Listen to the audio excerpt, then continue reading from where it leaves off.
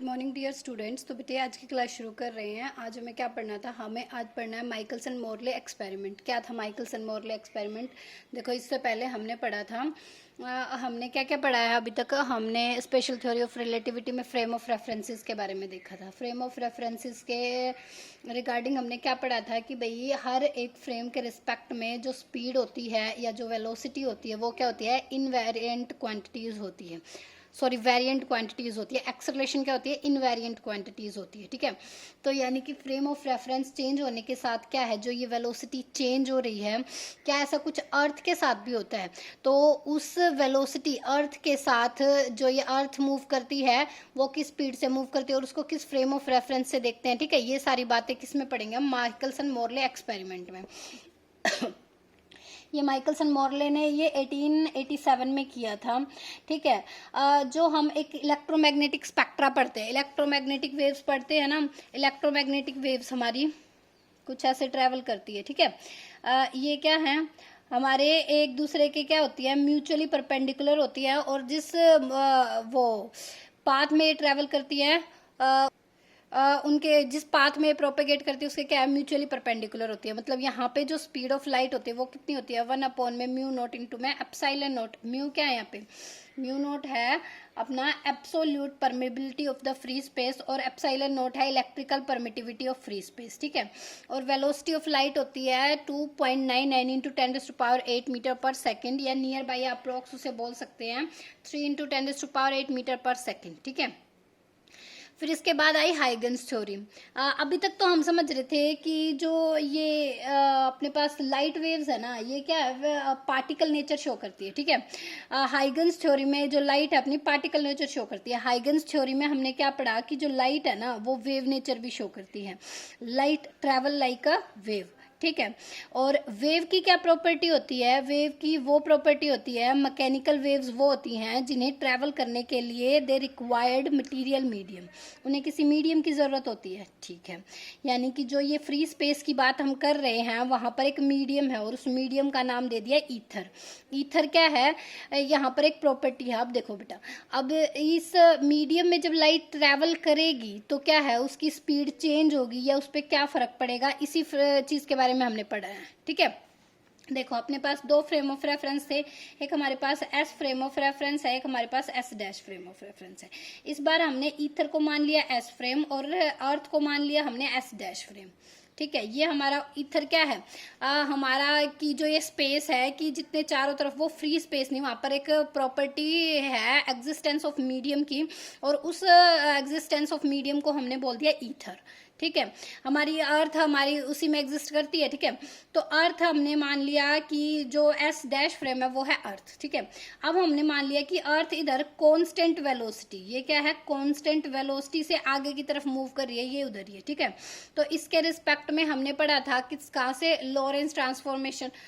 Sorry, Lorentz transformation तो अभी किया नहीं है हमने। क्या किया था? Velocity transformation. वहां से हमने किया था u dash is equal to c minus का v, u माइनस का v। अच्छा, हम यहाँ पे मान रहे हैं कि जो अर्थ चल रही है ना, स्पीड ऑफ लाइट से चल रही है इसमें। ठीक है, तो इधर चल रही है तो कितनी से? c, ये हमने क्या मान लिया? c। तो इधर जा रही है तो u माइनस v हो गया, सी माइनस वी हो गया। ये वी वेलोसिटी से है, अर्थ किस वेलोसिटी से मूव कर रही है? सी से। ठीक है, तो यहाँ पर हमारे पास हो गया u dash is equal to c minus v. अगर तो अर्थ इसकी तरफ चलना शुरू कर दे, तो इसकी तरफ चलना शुरू कर दे तो यू डैश अपना कितना हो जाएगा? C plus v. ठीक है, तो इनके बीच में क्या रिलेशन आता है? क्या ये ऐसे ही वेरी करते हैं अर्थ के लिए? ये माइकलसन मोरले ने करके देखा था भाई। ठीक है, इसी के बारे में हम इसमें पढ़ेंगे। क्या है? Michelson Morley performed an historic experiment in which 1887 settled down the controversy regarding existence of ether। ठीक है, उन्होंने existence of ether पर एक controversy दी थी। क्या है? used a very sensitive device earlier designed by Michelson in 1881। इन्होंने एक डिवाइस को पहले इस अपनी द्वारा बनाई गई डिवाइस को यूज़ किया था, और वो डिवाइस इन्होंने इंटरफेरेंस के लिए बनाई थी। ठीक है, इंटरफेरेंस में जो हमारी फ्रिंजेस बन के आती है ना, डार्क एंड लाइट, उनको देखने के लिए इन्होंने उस डिवाइस को बनाया था, और उसी डिवाइस को इन्होंने इस एक्सपेरिमेंट में यूज़ किया है। ठीक है, known as the Michelson interferometer. Interferometer, उसे क्या बोलते हैं, Michelson interferometer. They try to check the variation in the velocity of light, जो ये वेरिएशन हो रहा है वेलोसिटी ऑफ लाइट में, वो चेक करना चाहते थे कि जब अर्थ किसी फ्रेम ऑफ रेफरेंस के रिस्पेक्ट में मूव करेगी तो क्या स्पीड ऑफ लाइट है जो वो उस मीडियम के रिस्पेक्ट में या फिर उस फ्रेम ऑफ रेफरेंस के रिस्पेक्ट में चेंज होगी, वो ये फाइंड आउट करना चाहते थे, ठीक है। With respect to earth moving through the ether, किसके रिस्पेक्ट में मूव कर रही है, ईथर के रिस्पेक्ट में, if variation in the velocity is observe, अगर तो वेरिएशन आ गया हमारा, variation in the velocity is observe, then it will confirm existence of ether.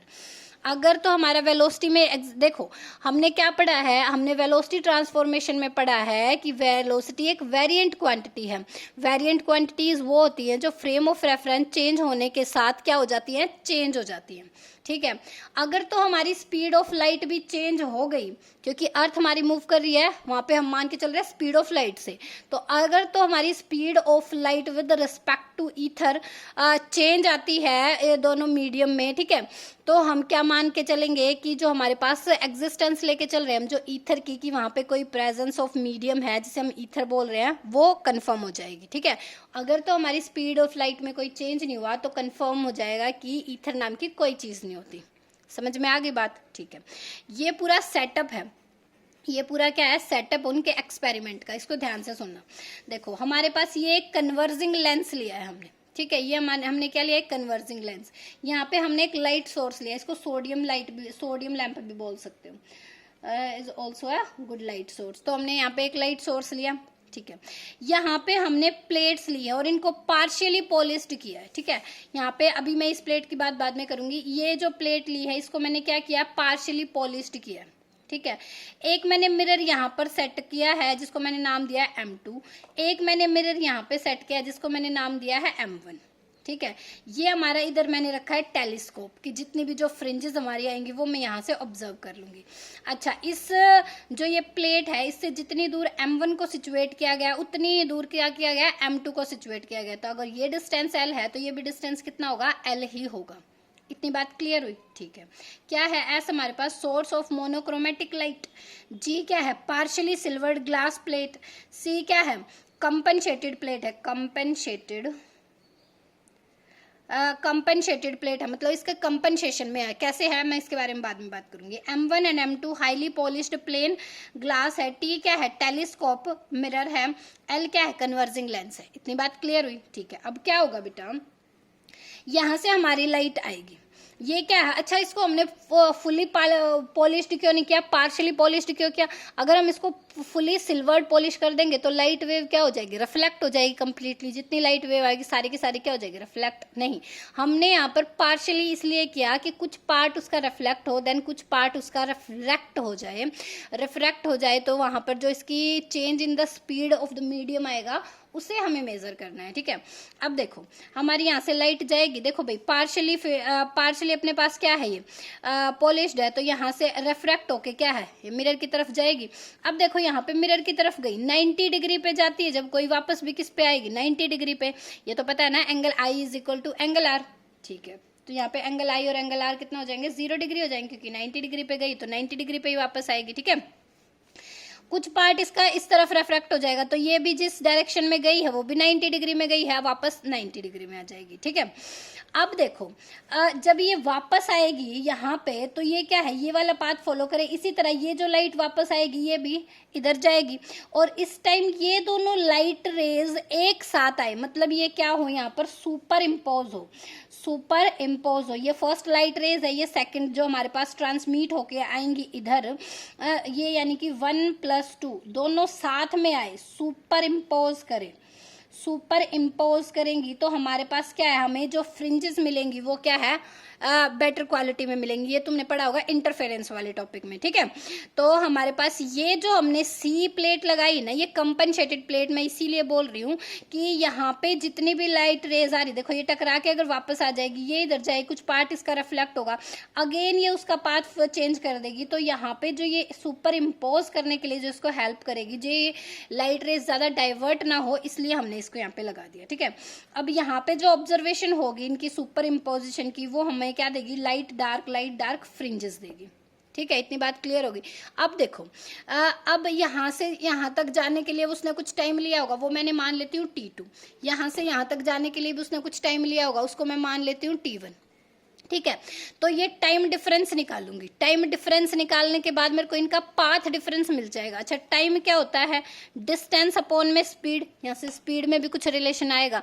ठीक है, और उनका क्या मिल जाएगा? मेरे को पाथ डिफरेंस मिल जाएगा। तो आगे प्रोसीड करते हैं भाई। देखो, let T1 time taken by the light beam 2 in going from G to M1। इस G प्लेट से M1 जाने के लिए जो हमारे पास टाइम टेकन होगा वो मैंने मान लिया T1। ठीक है, तो अपने पास क्या हो गया? टाइम होता है डिस्टेंस अपॉन में स्पीड। ठीक है, तो डिस्टेंस टाइम हमने मान लिया T1। डिस्टेंस कितना ट्रेवल कर रही है वो डिस्टेंस। अब देखो, मैंने बताया था अगर इधर मूव कर रही है तो हम स्पीड लेंगे c-v, अगर इधर मूव करेगी तो c+v। ठीक है, अब हमारे इस बीम के लिए हम ले रहे हैं टाइम T1, तो हम स्पीड कितनी लेंगे उसकी? c-v।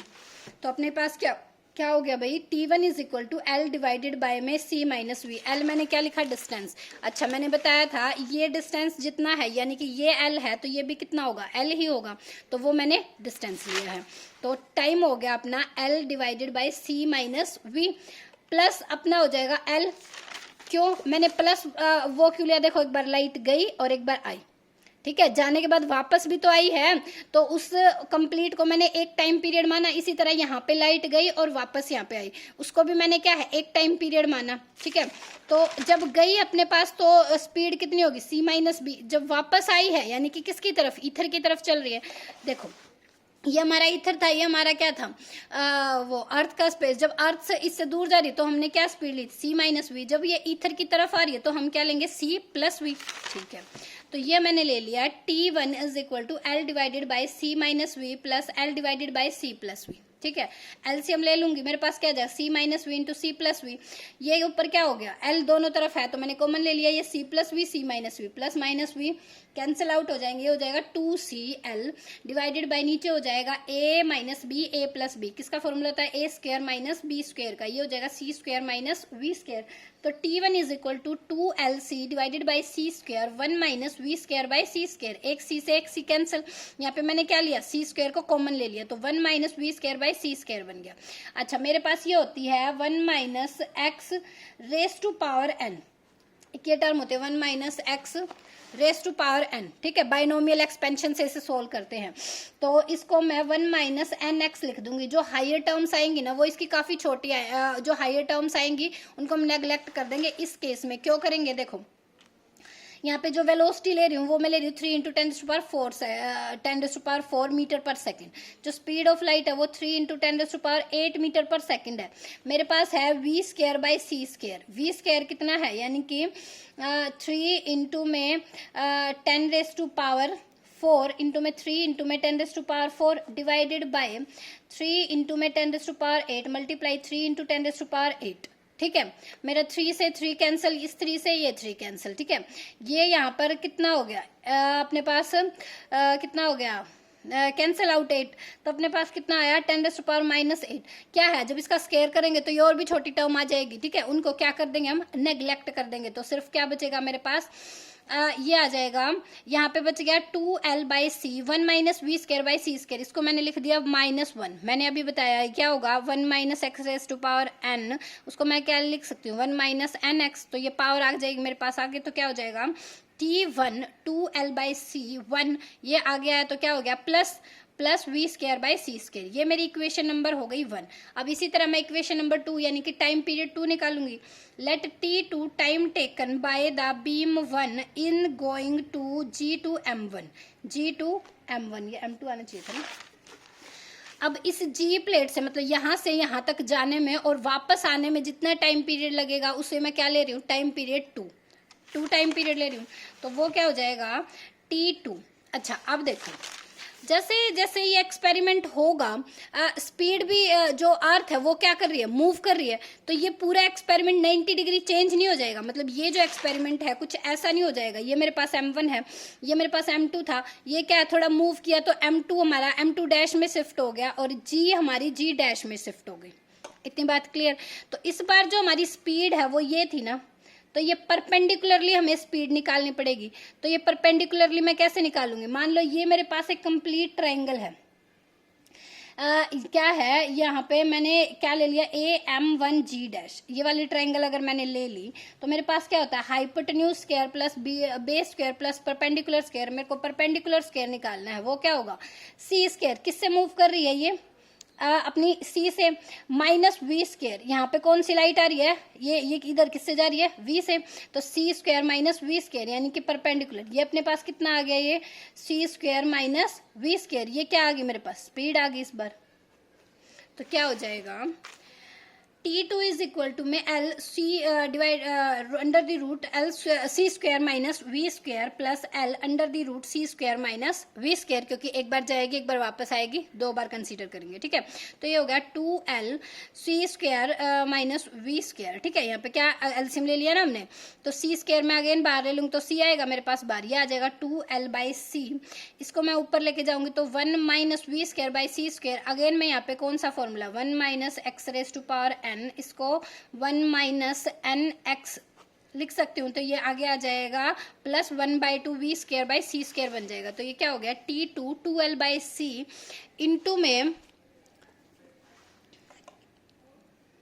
इंटू में क्या हो जाएगा, 1 plus V square by C square, ठीक है। तो ये अपने पास हो गया, T2 आ गया, इसको इक्वेशन नंबर 2 नाम दे दूंगी, ठीक है।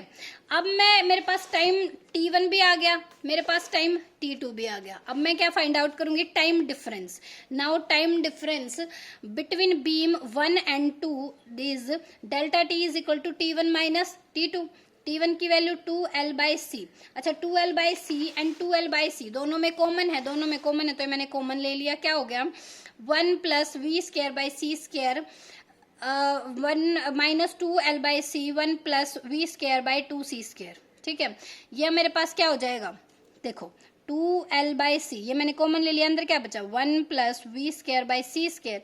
यहाँ पे क्या बचा, माइनस का 1 माइनस वी स्क्वायर बाई में 2c स्क्वायर। कितनी बात क्लियर, ये प्लस ये माइनस ये कैंसिल आउट, 2L/c क्या बचा मेरे पास, V square by C square minus क्या बचा, V square by 2c square. LCM ले लेंगे 2c स्क्वायर, ये क्या हो जाएगा, 2v स्क्वायर माइनस का v स्क्वायर, ठीक है। ये क्या हो गया, v square by 2c square into में मेरे पास क्या आ गया, इंटू में मेरे पास क्या आ गया, ये हो जाएगा ना 2v square, V square by 2c square, बाहर क्या था 2L/c। अच्छा, ये 2 से 2 कैंसिल आउट, क्या बचा LV square by C cube. तो क्या बचा, डेल्टा T is equal to LV square by C cube, यही बचा। तो पाथ डिफरेंस, पाथ क्या होता है, देखो हमारा डिस्टेंस है, पाथ डिफरेंस एक डिस्टेंस ही है, वो क्या होता है, स्पीड इंटू में टाइम, ठीक है भाई। पाथ डिफरेंस को मैंने मान लिया डेल्टा एक्स, जो जिस स्पीड से मूव करिए, स्पीड ऑफ लाइट से सी। डेल्टा टी अभी हम फाइंड आउट करके आए, LV square by C cube. तो delta X is equal to LV square, एक सी से सी कैंसिल, तो LV स्क्वायर अपॉन में सी स्क्वायर। ये मेरे पास क्या आ गया, पाथ डिफरेंस आ गया, ठीक है भाई। When whole apparatus is rotated through 90 degree, now reflected and transmitted beam are interchanging by the rotating path. Difference between the interchanging beam becomes, तो जो मेरे पास टोटल पाथ डिफरेंस आएगा, देखो एक बार तो ये ट्रेवल करेगा, अगेन फिर से यही पाथ ट्रेवल करेगा जब रोटेट होएगा। तो क्या हो गया, LV square by C square plus LV square by C square, कितना हो गया 2LV square by C square. तो पाथ डिफरेंस क्या होता है, पाथ डिफरेंस हमारे पास delta X is equal to N lambda, पढ़ के आएगा इंटरफेरेंस वाले चैप्टर में होता है, ठीक है। ऑप्टिक्स में पढ़ा होगा ना, पाथ डिफरेंस को हम एन लैम्डा से शो करते हैं। तो ये पाथ डिफरेंस आया मेरे पास 2LV स्क्वायर बाय में C square is equal to में एन लैम्डा, यहाँ से एन की वैल्यू निकाल लेंगे, क्या आ गई 2LV स्क्वायर सी स्क्वायर इंटू में लैम्डा। देखो हमारी एल की, जो ये एल डिफरेंस लिया था ना, ये जो माइकलसन मोरले ने ये लेंथ ली थी, फिक्स ली थी, ये कितनी ली थी 10 सेंटीमीटर, इधर भी कितनी थी 10 सेंटीमीटर। तो ये क्या हो गया, लेंथ हमारी होगी 10 सेंटीमीटर। वेलोसिटी हमने ली थी कि अर्थ कितनी वेलोसिटी से, कांस्टेंट वेलोसिटी ली थी 3 × 10⁴ मीटर पर सेकंड। सी कितनी थी 3 × 10⁸ मीटर पर सेकंड। लैम्डा कितना है 5895 × 10⁻10 मीटर। जब ये वैल्यू इसमें सारी पुट करेंगे तो मेरे पास जो एन की वैल्यू है 0.34 आ रही है। देखो अब ये है ना, now putting the on putting the values of in the above expression we get this। तो ये क्या है, नो फ्रिंज शिफ्ट, मतलब यहाँ पे कोई भी फ्रिंज शिफ्ट नहीं बनेगी। फ्रिंज शिफ्ट नहीं बनने का मतलब हमारे पास क्या है, कोई हमें पैटर्न शो नहीं होगा कि पाथ डिफरेंस के कारण कोई पैटर्न, क्योंकि ये बहुत स्मॉल वैल्यू दे रहा है, ठीक है। तो कंक्लूजन क्या निकला, कंक्लूजन ये निकला कि स्पीड ऑफ लाइट में कोई चेंज नहीं हुआ, स्पीड ऑफ लाइट में कोई चेंज नहीं हुआ। तो इससे हमें ये पता चला कि जो ईथर नाम की सिस्टम हम मान के चल रहे थे, ऐसा कुछ नहीं है, ठीक है। सिस्टम अपने पास ईथर नाम का कोई चीज नहीं है। तो क्या कंक्लूजन है, either the ether does not exist और it is no observable property. अगर वो कुछ है भी तो ऑब्जर्वेबल प्रॉपर्टी नहीं है। Therefore there is no such things as the absolute space और a fixed fundamental frame of reference, मतलब ऐसा कोई इस टाइप का सच टाइप का मीडियम नहीं है with respect to which absolute motion of the bodies can be determined, hence absolute motion is meaningless. मतलब ईथर के कंपैरिजन में जो भी हम मोशन मान के चल रहे थे वो क्या है, मीनिंगलेस है। क्या है, the velocity of the light is same in all the directions and does not depend upon the motion of the source. यानी कि ये क्या है, velocity of light is same in all the direction, मतलब यहाँ पे हर एक डायरेक्शन में सेम है। And does not depend upon the motion of the source, और ऑब्जर्वर वो किसी भी फ्रेम ऑफ रेफरेंस पे डिपेंड नहीं करती है वेलोसिटी ऑफ लाइट, यानी कि वो इनवेरिएंट है, ठीक है, फिक्स है वो। तो हमने मान लिया। तो अपने पास ये क्या, इससे क्या पता चल रहा है, जो जितनी भी ये सारा वो किया था, इससे क्या कंक्लूजन निकला, माइकलसन मोरले एक्सपेरिमेंट से यही कंक्लूजन निकला कि ईथर नाम की कोई चीज़ नहीं होती है, वेलोसिटी ऑफ लाइट में कोई चेंज नहीं होता है with respect to the frame of references, ठीक है, वो हर एक फ्रेम ऑफ रेफरेंस में सेम रहती है। इतनी बात तुम्हें समझ में आ गई, ठीक है भाई। तो ये एग्जाम पॉइंट ऑफ व्यू से काफ़ी इंपॉर्टेंट टॉपिक है, तो आपको इसे ध्यान से पढ़ना है बेटा। एक बार समझ में नहीं आए तो दोबारा देख लेना, ठीक है। और कोई प्रॉब्लम हो तो आप मेरे से पूछ सकते हो, ठीक है। ऑल द वेरी बेस्ट, पढ़ते रहिए, थैंक यू।